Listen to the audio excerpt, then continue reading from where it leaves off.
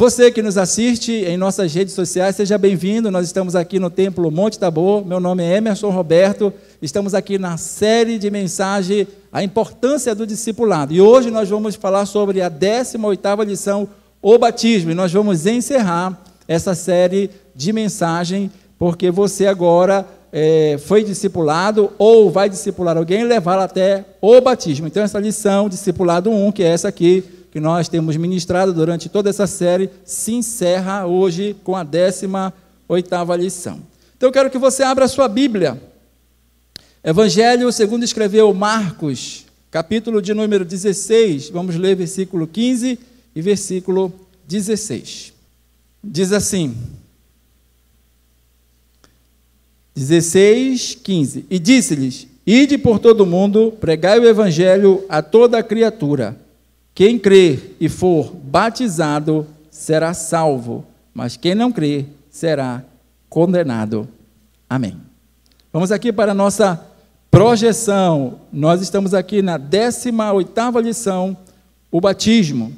Então, na nossa projeção, que já está aí, diz assim: Jesus deixou duas ordenanças a serem observadas pelas suas igrejas, o batismo e a ceia do Senhor. Por que é uma ordenança? Porque é um imperativo. Jesus não está sugerindo, ele não está pedindo, não é uma condição, é uma necessidade, por isso é uma ordem dele. Vamos ver essa ordem. Abra a sua Bíblia aí, Mateus, capítulo de número 28, versículo de número 19, a primeira ordenança, que é o batismo. Diz assim, portanto, ide, ele está ordenando, fazei discípulos de todas as nações, batizando-os em nome do Pai, do Filho e do Espírito Santo. Essa é a primeira ordenança. A segunda ordenança que nós temos é a ceia do Senhor. Vamos ler agora Mateus, capítulo de número 26, versículo de número 26. Aí nós vamos ver que Jesus agora pega a festa da Páscoa e agora transforma na ceia do Senhor. E agora ele pede que todas as vezes que nós fizermos isso, seja em memória dele. E diz assim: e quando comiam, Jesus tomou o pão e, abençoando-o, partiu e deu aos seus discípulos e disse: tomai, comei, isto é o meu corpo. 27. E tomando o cálice e dando graças, deu-lhes dizendo: bebei dele todos. 28. Porque isto é o meu sangue, o sangue do Novo Testamento, que é derramado por muitos para a remissão dos pecados. Quantos já foram alcançados por este sangue? Levante a sua mão, glorifique o nome dele, porque somos produto desse trabalho realizado por ele na cruz do Calvário. Então está aqui as duas ordenanças que nós temos. Mas nós vamos falar mais especificamente no batismo. Então diz aqui no ponto 1 da nossa projeção: o batismo cristão é um ato de obediência à ordem de Cristo. Então devemos nos batizar, porque nós estamos obedecendo à ordenança do Senhor. Tal ordenança a qual a pessoa convertida se submete de bom grado, como testemunho de sua regeneração. Então eu expliquei esta palavra regeneração, que é renascimento. É quando você passa pelo processo do novo nascimento. Porque o batismo, nós vamos aprender aqui, que é uma espécie de cerimonial, que ingressa você no corpo de Cristo através das águas. Por exemplo, a circuncisão, que era feita nos judeus, que quando tinha 8 dias de nascido, era cortado a carne do prepúcio, ou seja, do membro sexual masculino da criança. Era uma cerimônia que fazia eles ingressarem agora como aliança com Deus do povo judeu. Então, Deus tinha uma aliança com o povo judeu, isso era feito na carne. A palavra circuncisão são duas palavras que significa cortar em volta. Então, era feito através do derramamento de sangue desta criança. Agora, o ingresso do novo crente no corpo de Cristo é feito através da água. Jesus disse lá em João, capítulo 3, versículo 5, para Nicodemos, que aquele que não nascer da água e do Espírito não pode entrar no reino de Deus. Então, você vai ver que esta palavra regeneração é quando esse homem, esta mulher, passa pelo processo do novo nascimento através do batismo nas águas. Ponto 2. O batismo cristão é uma imersão na água, em nome da Trindade. Então, nós não batizamos ninguém por aspersão, nós não jogamos água na cabeça da pessoa, nós mergulhamos a pessoa na água, porque a palavra significa imergir. A palavra batismo, que vem do grego, que vem do latim, significa imergir. Então, o cristão é imerso na água em nome do Pai, do Filho e do Espírito Santo, como nós lemos em Mateus 28, 19. A pessoa que se arrepende de seus pecados e crê no Senhor Jesus Cristo como seu Salvador, já estão dispostas, portanto, a seguirem a Jesus e lhe obedecerem. Então, nós só fazemos isso com aqueles que se arrependeram realmente dos seus pecados. Nós vamos aprender aqui que a água em si não perdoa o pecado de ninguém. É só um ritual que simboliza um novo nascimento. Isso já tem que estar no coração da pessoa que aceitou a Jesus e se arrependeu dos seus pecados. Pedro, quando prega a palavra no dia de Pentecostes, ele afirma isso. Vamos ler aqui em Atos, capítulo 2, versículo de número 38.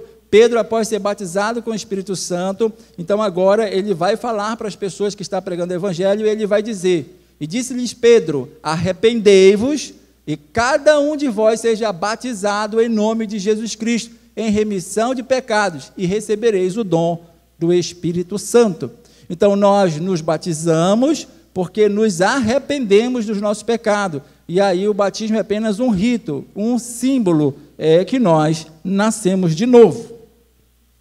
Aí diz aqui, no ponto seguinte, a imersão é um ato físico que simboliza a morte e o sepultamento da velha natureza perdida com os seus pecados, o fim de uma vida separada de Deus. Então agora, no momento em que você é mergulhado nas águas, simbolicamente você está morrendo para o mundo, e ali vai acabar essa vida que você tinha, que estava separado de Deus. Quando nós estamos separados de Deus, nós já estamos mortos nos nossos delitos e nos nossos pecados. Na aula passada eu expliquei sobre esta palavra santificação, que significa separação.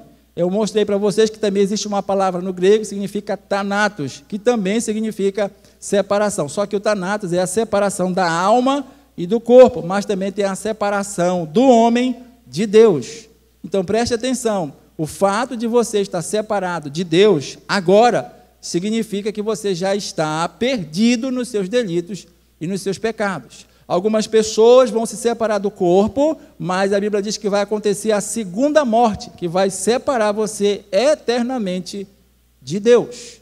Então, aqui nós temos a oportunidade de voltarmos a termos uma aliança com Deus. Aí Paulo ensina em 2 Coríntios, capítulo 5, versículo de número 19, que Deus estava em Cristo, reconciliando o mundo consigo e não imputando aos homens os seus pecados. O propósito de Deus é que você se aproxime dele, é que você tenha esta aliança novamente com ele, e não que você esteja separado dele.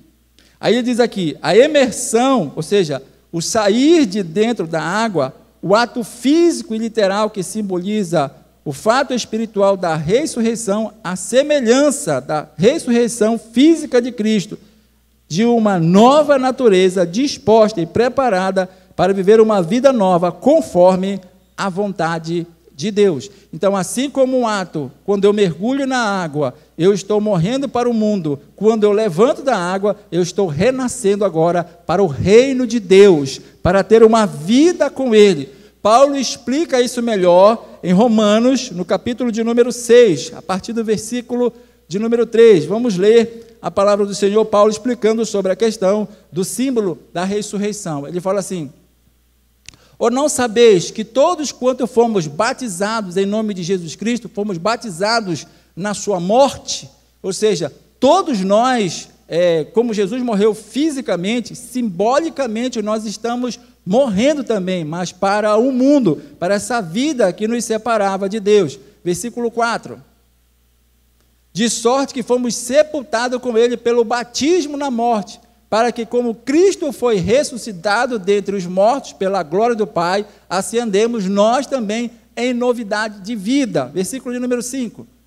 Porque se formos plantados juntamente com ele na semelhança da sua morte, também o seremos na da sua ressurreição. Quantos creem nisso? Assim como nós já ressuscitamos simbolicamente, assim também, quando nós morrermos, nos separarmos deste corpo, nós vamos ressuscitar novamente, e juntos com os que estão vivos, vamos ser transformados e vamos ser arrebatados para estar eternamente com Ele. Então não se preocupe, viu, irmão, se você morrer, ou antes do arrebatamento da igreja. Você que creu na palavra do Senhor, Jesus vai te ressuscitar, você vai voltar para o seu corpo, é a palavra do Senhor que diz, assim como Cristo ressuscitou, você vai ressuscitar, e os que estiverem vivos no momento da sua vida vão ser transformados pelo poder do Espírito Santo num corpo glorioso, e juntos vamos vencer a gravidade, nós vamos ser arrebatados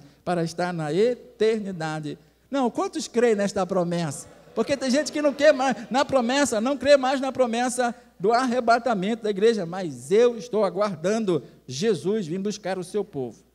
Aí ele diz aqui, no parágrafo seguinte da nossa projeção, pelo batismo, você demonstra fisicamente que já pertence ao corpo de Cristo, já integra a igreja, porque aqui em Atos 2,41, que não temos uma referência aqui, fala quando Pedro pregou a palavra, a Bíblia diz que foram mais de 3.000 pessoas, quase 3.000 pessoas, na verdade, que aceitaram Jesus como Salvador, e todos foram batizados naquele momento e passaram a ingressar no corpo de Cristo, formando a igreja do Senhor. A igreja nasceu daquelas quase 3.000 almas que aceitaram Jesus e nunca mais parou de crescer. Por isso, nós não podemos ficar estagnados. Por isso, nós estamos ensinando, preparando, porque nós temos que continuar fazendo o reino de Deus crescer para a glória do nome de Jesus. Aí no parágrafo seguinte diz, portanto, vale ressaltar que não se trata de um sacramento, pois não há poder nas águas batismais. Em caso de o pecador ainda não houver nascido de novo, nada muda, a não ser o estado de pecador enxuto antes, para se tornar um pecador molhado, pois o ato do batismo é um testemunho público de algo que já ocorreu com a vida do catecúmeno, ou seja, daquele que foi preparado para se batizar. Então, eu quero explicar para você melhor esta parte aqui. Então, algumas pessoas, devido terem vindo de outras religiões que se apegavam a objetos, elas ainda têm isso quando chegam na vida cristã, quando entram na igreja, quando são batizadas. E aí acham que o que faz a transformação é um meio físico. Mas nós vamos aprender que tanto na questão do vinho, tanto na questão do pão, tanto na questão da água, do óleo, não é essas coisas que fazem acontecer. É o poder da transformação do Espírito Santo na sua vida. Então, isso é só um simbolismo. O que faz a mudança é o Espírito Santo que passa a habitar na sua vida. Quantos aqui já são habitação do Espírito Santo? Então, se ele é morada, se você é morada de Deus, se você é morada do Espírito Santo, então o processo da mudança já está acontecendo na sua vida, porque ele faz isso acontecer. É ele que nos liberta, é ele que nos transforma, ele que nos salva pela sua graça e misericórdia. Então, só para exemplificar, vamos ler aqui Mateus, capítulo de número 3, versículo de número 11. Aí você vai ver João, que está no Jordão, e ele vai começar a dizer, olha, eu em verdade vos batizo com água. Eu estou usando aqui esse simbolismo para o arrependimento. É só para simbolizar que você se arrependeu. Mas aquele que vem após mim é mais poderoso do que eu, cujas sandálias não sou digno de levar. Ele vos batizará com o Espírito Santo e com fogo. O negócio está na ação do Espírito Santo, irmão. Então, pelo amor de Deus, se você pecar, não diga, pastor, eu tenho que me batizar de novo. Não é a água que perdoa o seu pecado, irmão. É a ação do Espírito Santo, é o sangue de Jesus, é o sacrifício dele que nos perdoa o pecado. Aí nós temos aqui isso, não é de agora, esse rito, esse símbolo da água, é desde o Antigo Testamento. Por exemplo, vamos ler aqui Êxodo, capítulo 30, versículo de número 18, aí você vai ver o tabernáculo, que existia um ritual, quando o sacerdote, ele estava sacrificando um animal no altar do holocausto, aí ele cortava, degolava o animal, o sangue espirrava, e ele ficava sujo de sangue, aí ele tinha que ser lavado, ó. Farás também uma pia de cobre, com a sua base de cobre, para lavar, e a porás entre a tenda da congregação e o altar, e nela deitarás água. Então, preste atenção, qual era o propósito disso? Então, antes do sacerdote entrar, vamos ler o versículo 19, ele tinha que se lavar, e Arão e seus filhos nela lavarão as suas mãos e os seus pés. Para quê? Versículo 20, quando entrarem na tenda da congregação, lavar-se-ão com água, para que não morra, ou quando chegarem ao altar, para ministrar, para acender a oferta queimada ao Senhor. Então, era um rito de purificação, mas é claro que aquela água não deixava eles santos, para eles poderem fazer isso, mas aquilo simbolizava que aquele negócio era sério, que Deus estava naquele lugar, a presença dele estava representada ali através da Arca da Aliança, e eles não poderiam entrar imundo, sujo. Então a água, o simbolismo era para a purificação, mas sempre foi um símbolo usado através da água. Quantos entenderam? Digo amém. Vamos para o ponto 3 da nossa projeção. Diz assim: depois de ser batizado, você poderá participar da ceia do Senhor. Quantos já participam da ceia do Senhor? Então, olha só, graças a Deus, esses aqui são as pessoas que já são membros da igreja, já se batizaram nas águas, agora têm o privilégio de participar da segunda ordenança, que é a ceia do Senhor. Por isso é importante, nós vamos falar isso aqui no treinamento de capacitação de obreiros, quando o pastor ministra a ceia, ele deve dizer, antes de distribuir os elementos, dizer, olha, só devem participar da ceia do Senhor os que são batizados em água, os que são membros da igreja, os que estão em comunhão. Aí todos os nossos visitantes que estão presentes, eles não vão pegar do pão, eles não vão tomar do vinho, porque eles ainda não se batizaram, eles não são membros da nossa igreja. Porque senão, numa igreja grande como é a nossa, os diáconos aqui não conhecem todas as pessoas e acaba servindo a ceia para uma pessoa que nem é batizada nas águas. Então a ceia é uma cerimônia instituída por Jesus Cristo para a memória e testemunho da sua morte. Então para que nós fazemos isso? É para nos reunir para comer? Não, é para lembrar do sacrifício de Jesus. Ele falou, como leu lá em Mateus 26, que nós devemos fazer isso em memória dele, para lembrar dele. Esse ato foi ele, não fomos nós que fizemos. Nós não estamos aqui pelo nosso mérito. Ninguém chegou aqui pelas suas obras. Todos nós estamos aqui pelo sacrifício que Jesus fez pelas nossas vidas. Quando nos reunimos para celebrar a ceia do Senhor, é para lembrar deste momento em nossas vidas.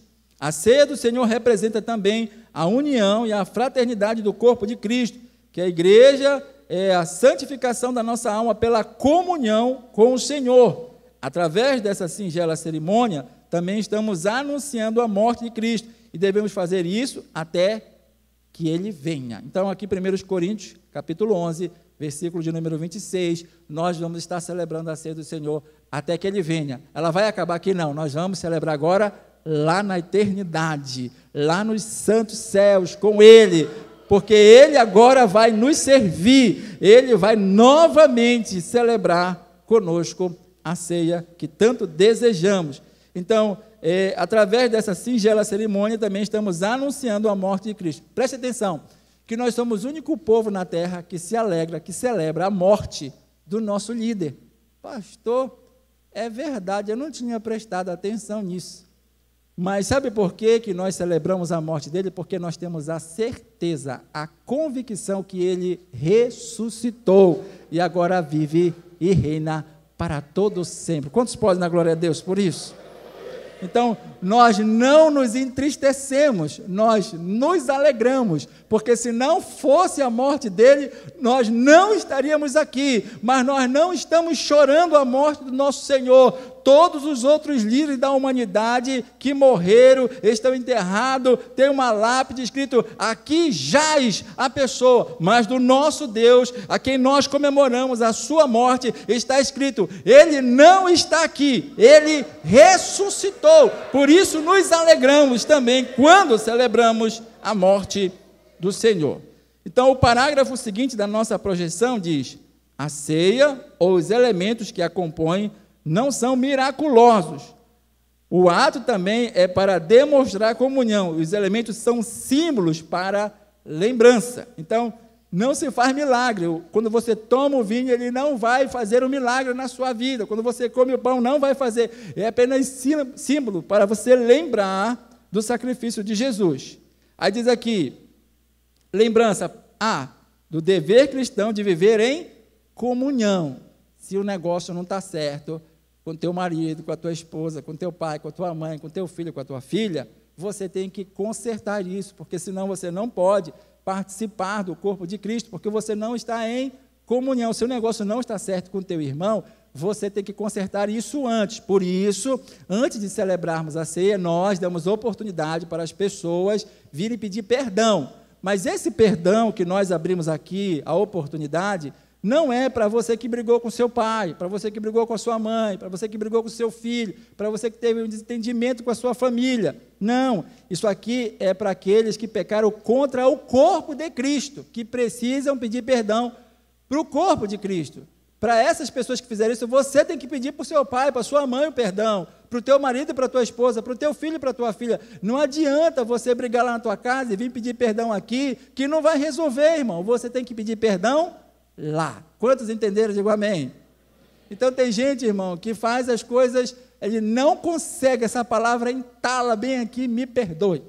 Esses dias eu estava escutando o pastor Cláudio Duarte, que é um pastor que fala para casais, e ele disse o seguinte, que ele saiu com a esposa dele, foi para a igreja, ele é pastor agora de uma igreja, foi ministrar, e a esposa dele simplesmente pegou, não deu satisfação para ele, foi embora para casa.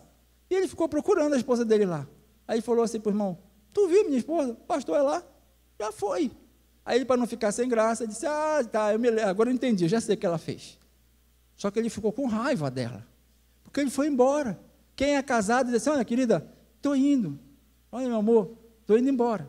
Mas não avisou nada, ele não sabia o que fazer, ele ficou com vergonha dos irmãos. Ele pegou e disse, tá bom. Aí ele pegou e foi para casa sozinho. Quando chegou lá, ele ficou bravo, ele queria brigar com ela, mas ela falou assim, você está com fome? Você quer jantar? Aí ele disse, eu quero. O que você quer jantar? Ele falou, eu pedi um monte de coisa, olha, eu quero salada, eu quero farofa, eu quero não sei o quê, eu quero não sei o quê, eu quero não sei o quê, não sei. Ela vai me pagar. E aí ela fez tudinho. Aí ele disse, eu entendi, ela quer dizer, me perdoa, mas não conseguia sair daqui, da garganta. Aí ele falou, eu entendi, porque você tem que entender a sua mulher, ele estava dizendo, você tem que entender o seu marido. O marido, o homem, principalmente quando ele faz alguma coisa para a mulher, ele não sabe pedir perdão, mas ele fala assim, tu quer que eu compre uma roupa nova para ti? Tu quer que eu tire o lixo? Tu quer que eu vá na padaria comprar o pão? Tu quer que eu te dê um dinheiro? Olha, eu acho que está precisando de um sapato novo. Ele quer dizer para você, olha, me perdoa. Mas ele não sabe usar isso com palavras, irmão. Então, você tem que resolver essas coisas dentro de casa, irmão. Não é aqui, levantando a mão, pedindo perdão para a igreja. Você não pecou contra o corpo de Cristo, você pecou contra o seu marido, contra a sua esposa, contra o seu filho, contra o seu pai, contra a sua mãe. É para eles que você tem que pedir perdão. Quantos entenderam isso? Diga amém. Porque você está sendo discipulado, então você tem que fazer a coisa certa, da maneira certa. Então aqui, olha, o B, do sacrifício vicário e expiatório de Cristo em nosso favor. Letra C, da graça divina em nos unir a Deus, retirando a inimizade e nos reconciliando e congregando nele. Então, esses aqui são as lembranças que esses símbolos trazem para a nossa vida. O dever cristão de viver em comunhão, do sacrifício vicário e expiatório de Cristo em nosso favor e da graça divina em nos unir a Deus, irmão. Então, disso nós nos lembramos na ceia do Senhor. O ponto 4 aqui da nossa projeção. O batismo e a ceia do Senhor são símbolos exteriores de uma realidade interior. Então, preste atenção. O batismo e a ceia do Senhor são símbolos exteriores de realidades interiores. A gente só vai externar aquilo que já aconteceu primeiro aqui dentro. Eu não posso querer fazer um ato se isso não aconteceu ainda aqui dentro. Eu só posso dizer que eu quero aceitar Jesus quando o Espírito Santo me convencer da justiça, do pecado e do juízo. Não porque o meu pai mandou ir, porque minha mãe mandou ir, porque meu marido mandou ir, porque minha esposa mandou ir. Não, você não pode fazer isso. Você tem que fazer isso quando realmente o Espírito Santo trabalhou no seu coração. Então, ele diz aqui, são símbolos materiais de realidades espirituais. Nem os elementos materiais em si, a água, que quando a gente é batizado, pão e vinho que a gente toma na ceia, nem as palavras proferidas durante a cerimônia têm poder de salvar ou abençoar. É Jesus quem salva e abençoa o pecador através do seu Espírito. Cristo não está na água, nem no pão, nem no vinho, mas no coração de quem confia nele como seu Salvador. Então eu vou deixar mais claro aqui para os irmãos, como eu falei, muitas pessoas vieram, têm resquícios de outras religiões e vêm para a igreja do Senhor, vêm fazer parte do corpo de Cristo, mas ainda está pegado a alguns símbolos. Então, não adianta você pegar a água que você vai batizar, colocar dentro de um copo, de um recipiente e levar para sua casa, e botar na cabeça da pessoa que está doente, ela não vai ficar curada com esse negócio, irmão. Ela não tem poder, essa água não tem poder curativo. Nós falamos aqui que essa água não tem esse poder extraordinário, não é ela que perdoa pecado. Coloque aí para mim, por favor, 1 João, capítulo 1, versículo de número 7. Ele diz aqui, portanto, vale ressaltar que não se trata de um sacramento, pois não há poder nas águas batismais. No caso de o pecador ainda não haver nascido de novo, não vai adiantar você passar por isso. Não muda, a não ser o estado de pecador enxuto, agora para pecador molhado. Porque quem perdoa, está escrito aí, olha, mas se andarmos na luz, como ele na luz está, e temos comunhão uns com os outros, o sangue de Jesus Cristo, seu Filho, nos purifica de todo pecado. Então, o que é que perdoa pecado, irmão? É o sangue de Jesus, quando nós estamos em comunhão, quando nós andamos na luz, não nas trevas, é que perdoa os nossos pecados. Então, não adianta você levar a água do batismo. Não adianta você querer pegar o pão e levar para sua casa, o vinho e levar para sua casa, para fazer alguma coisa, porque acha que aquilo ali é santo. Quando nós estamos estudando na teologia, a gente vai aprender uma coisa chamada de consubstanciação e transubstanciação. Eu vou explicar para os irmãos o que é isso, para você também não cometer mais esse erro. Porque algumas pessoas querem orar pelos elementos para que Jesus incorpore no elemento, ou para que o elemento seja transformado em Jesus. Então, nenhuma coisa, nem outra é correta de fazer, porque também o pão e o vinho, eles não perdoam pecado. Aí eu vou tomar a ceia, pastor, porque eu pequei, e aí eu vou pedir perdão para mim ficar purificado. A ceia não vai perdoar o seu pecado, irmão. A ceia é porque Jesus já perdoou o seu pecado e você vai entrar em comunhão com Ele. Então, na consubstanciação, que era ensinado antigamente, eles acreditavam que era incorporado agora no pão o elemento da pessoa de Jesus, no vinho o elemento da pessoa de Jesus. Então, aquilo ali era a união de dois elementos. Então, o pão continuava sendo pão, o vinho continuava sendo vinho, mas agora estava incorporado Jesus naqueles elementos. Na transubstanciação, eles acreditavam que agora, no momento em que orava, aquele pão era transformado no corpo do Senhor, que o vinho era transformado no sangue de Jesus. Então, você ainda vai ver, porque isso são aprendizados que a gente precisa aprender, crescer, amadurecer, para não fazer mais, mas às vezes você aqui e acolá ainda escuta uma pessoa dizendo assim mesmo, transforma, Senhor, esse pão, transforma, Senhor, esse vinho no teu sangue. Isso nunca vai acontecer, irmão, porque Jesus pegou o quê? A Páscoa, que ele estava celebrando, porque tinha pão na Páscoa, tinha o vinho na Páscoa, como também tinha a carne do cordeiro, ervas amargas, mas ele pegou aquilo e usou como elementos, símbolos do seu sacrifício. Então, tanto o pão quanto o vinho são apenas símbolos do sacrifício de Jesus. Aí eu orei pelo pão e pelo vinho, agora, pastor, tem que enterrar, porque isso aqui é o corpo do Senhor. Não, não é o corpo do Senhor, irmão, porque isso aqui é o sangue do Senhor, ninguém não pode fazer. O que eu faço, pastor? Não pode beber, irmão. Aquilo ali foi só para representar aquele momento. Quantos estão entendendo? Digo amém. Porque senão cria ensinamento errôneo. É que nem o óleo, irmão. Antigamente, em nossas igrejas, você tinha um vidrinho de óleo lá no púlpito, acho que assim, óleo ungido. Não existe óleo ungido, irmão. Porque você não unge óleo, você pega o óleo para ungir as pessoas. Então, por exemplo, olha, Tiago, capítulo 5, versículo 14. Coloca aí, por favor. É para quebrar algumas aprendizados que nós tivemos do passado, de outras religiões que talvez você tenha vindo. Quando chega na igreja evangélica, você quer continuar com a mesma coisa, mas diz assim, olha, está alguém entre vós doente? Chame os presbíteros da igreja e ore sobre ele, ungindo com azeite, em nome do Senhor. É para representar, é símbolo do Espírito Santo. Mas olha quem vai fazer o milagre, coloca aí o 15. E a oração da fé salvará o doente. Quem vai fazer isso é a oração. Quem vai levantar ele? E o Senhor o levantará. E se houver cometido pecado, serão perdoados. Quem vai fazer isso é a oração. E quem vai curar é Jesus, não é você, irmão. Então não quero, pastor, não tem óleo aí, eu quero levar para minha casa, que eu quero passar na minha ferida, na minha perna. Não, irmão, isso daqui não é remédio, nem perfume para você passar aqui, irmão. É só símbolo do Espírito Santo.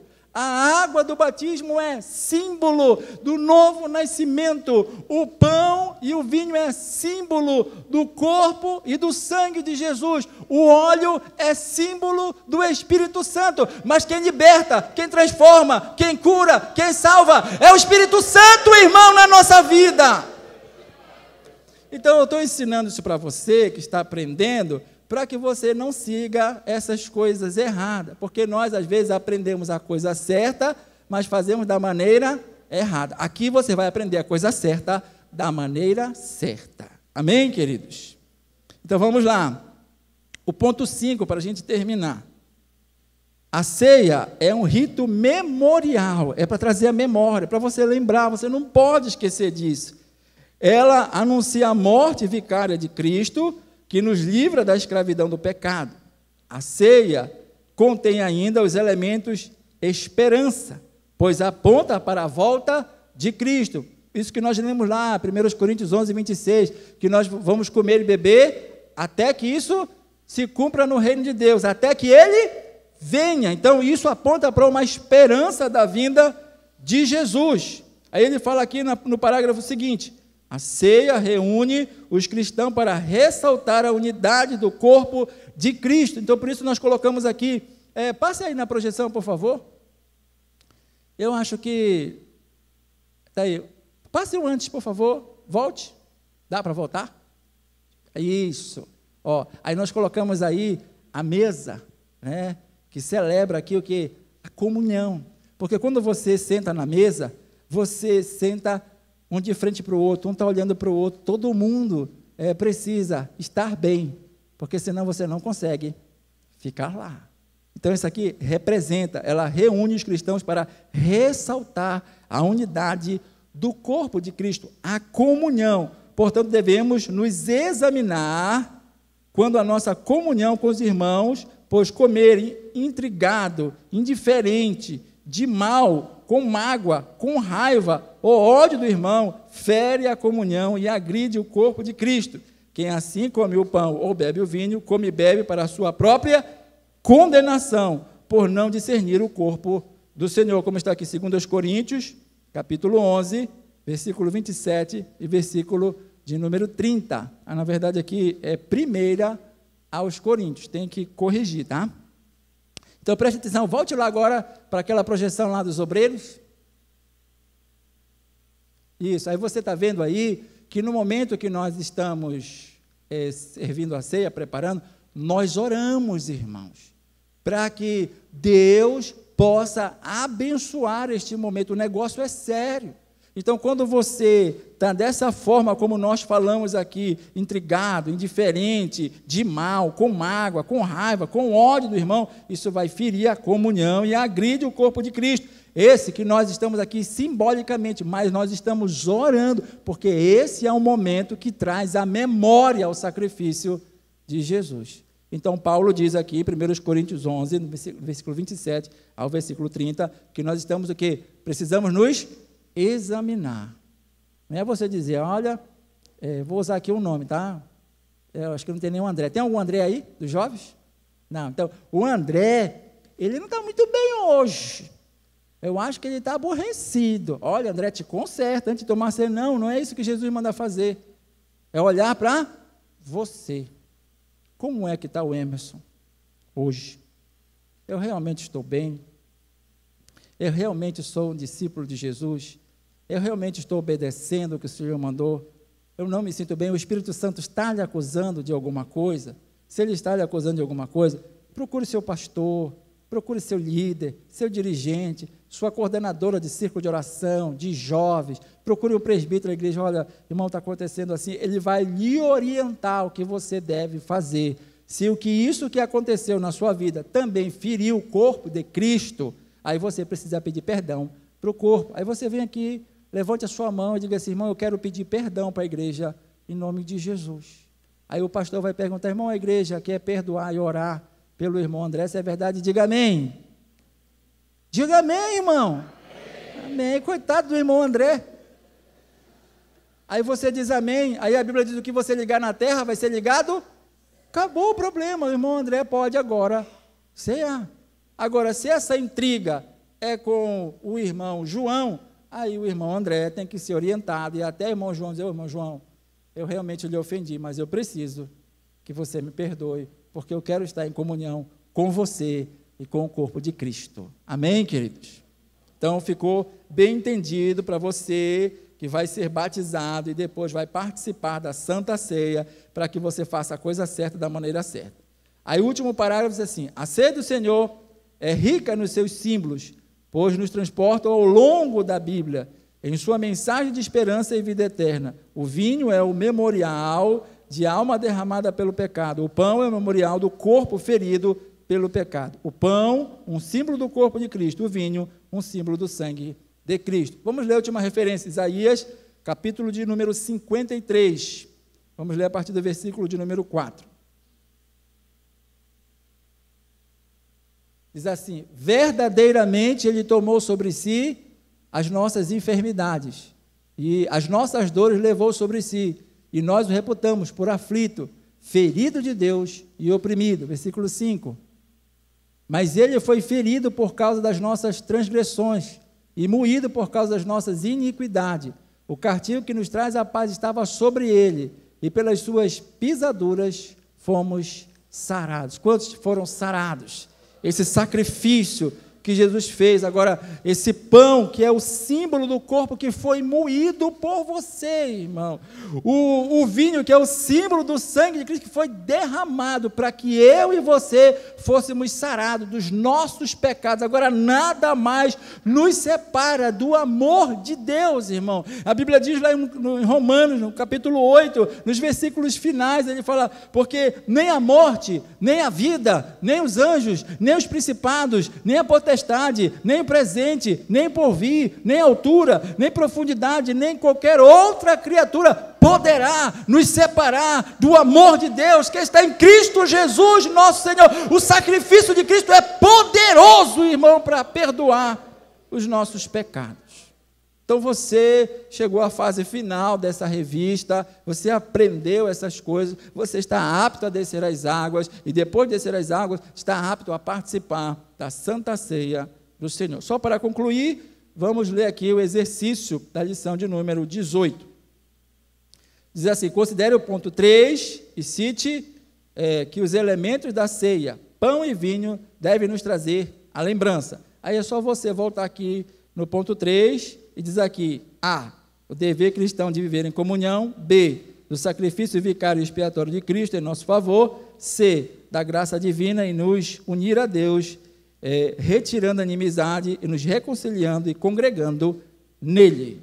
Aí, o ponto 2 do exercício diz assim: por que o batismo em água não deve ser considerado um sacramento? Aí você vai aqui para o ponto 2, acima. Aí ele diz bem aqui: portanto, vale ressaltar que não se trata de um sacramento, pois não há poder nas águas batismais. Em caso de pecado, em caso do pecador ainda não houver nascido de novo, nada muda, a não ser o estado de pecador enxuto para pecador molhado. Só isso. Então, ele está dizendo aqui que não é um sacramento, porque não há poder nas águas batismais. É o poder do Espírito Santo, quando nós aceitamos Jesus, que faz dentro de nós uma coisa chamada de regeneração, o processo do novo nascimento que acontece imediatamente em nossa vida. Que Deus abençoe você que nos acompanhou nesta série de mensagens. Foram 18 lições, mas tudo que tem um começo tem um fim. E hoje nós acabamos e você está apto a descer as águas do batismo e participar da ceia do Senhor. E você que já é batizado, você está apto agora a discipular uma outra pessoa para que ela também chegue ao processo do batismo no nome de Jesus. Amém. Que Deus em Cristo te abençoe. Ao terminar esta lição, você vai ver aí o Pix da nossa igreja e você também pode contribuir e ofertar para a obra do Senhor. Que Deus te abençoe em nome de Jesus. Amém.